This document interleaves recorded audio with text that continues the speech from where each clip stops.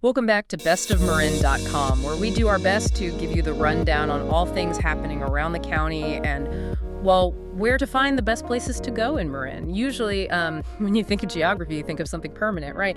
But what if I told you there is a piece of California that is literally trying to physically escape the rest of the state? I mean, that sounds like a sci-fi movie, but it is actually true. And welcome to our deep dive into West Marin. It is this rural coastal sanctuary that is, less than 40 miles from San Francisco. Yeah, just a really short drive. But it somehow operates by entirely different rules than the rest of the Bay Area. We are skipping the source citations today to just dive straight into the fascinating details of this unique landscape. Because to understand why West Marin feels so, disconnected from the city hustle, you really have to look beneath the soil. I mean, the San Andreas Fault cuts right through it. Yeah, it literally severs it. Point Reyes is actually sitting on the Pacific Plate, which means it is geologically separate from the rest of Marin County. Wait, so it is just on a totally different piece of the Earth's crust? It is. And it is moving northward at about 1 inch per year. In fact, during the 1906 earthquake, it lurched 20 feet in a single instant. 20 feet? That is wild. So it really is literally trying to physically escape from the rest of California. It really is. And, well, that geological drama creates its own distinct weather systems. The shifting plate thrusts up these coastal ridges that trap marine fog.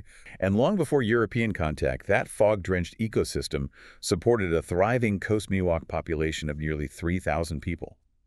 The geography actively generated the resources they needed. And that unique ring-catching geology eventually created, well, incredibly lush coastal grasses, right? Which led directly to a totally different kind of California gold rush. Yes, the dairy rush. During the actual gold rush, settlers found massive wealth out there. But they found it in butter. In butter, not gold. Exactly. The grasses there are so packed with nutrients from the fog that the cows produce this bright, golden, incredibly rich butter.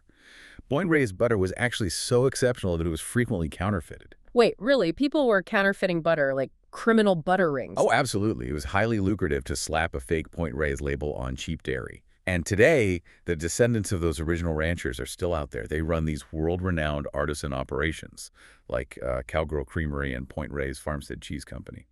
So wait, the gold rush wasn't just about actual gold. It was essentially the birthplace of California's modern farm-to-table food movement. That is a great way to look at it, yeah. Places like Hog Island Oyster Company really continue this legacy of place-specific sustainable food production. They kept that high standard alive. That is fascinating. But it brings up a huge question. You have this extremely valuable, beautiful land that is producing world-class food, and it is so close to San Francisco. How on earth did it avoid becoming just another sprawling suburb? Well, honestly, it almost did become one. Back in the 1950s and 60s, there were major plans in motion. Like housing developments. Housing, coastal freeways, shopping centers, you name it. The logging trucks were already rolling up the ridges. But it was saved by this massive organized pushback from the community. Okay, but how do you stop developers when the land is worth that much money? Protesting only goes so far. It took action at every level to fundamentally change the economics. In 1962, President Kennedy actually approved the Point Reyes National Seashore after intense lobbying. But for the private farmland, the Marin Agricultural Land Trust, or MALT, stepped in. Oh, right. I have heard of them. Yeah, they protected 55,000 acres. They didn't just protest. They bought conservation easements. They paid the farmers for the development rights to their land. That is just brilliant. You give the farmers the financial lifeline they need to keep farming while permanently legally blocking the bulldozers. Exactly. And the locals out there are fiercely protective of that isolation. I love that. It is wild to think that sometimes doing nothing, simply leaving the land alone requires the most aggressive fight of all. It really does. Preservation isn't passive, which I think leaves you with a really interesting thought to ponder.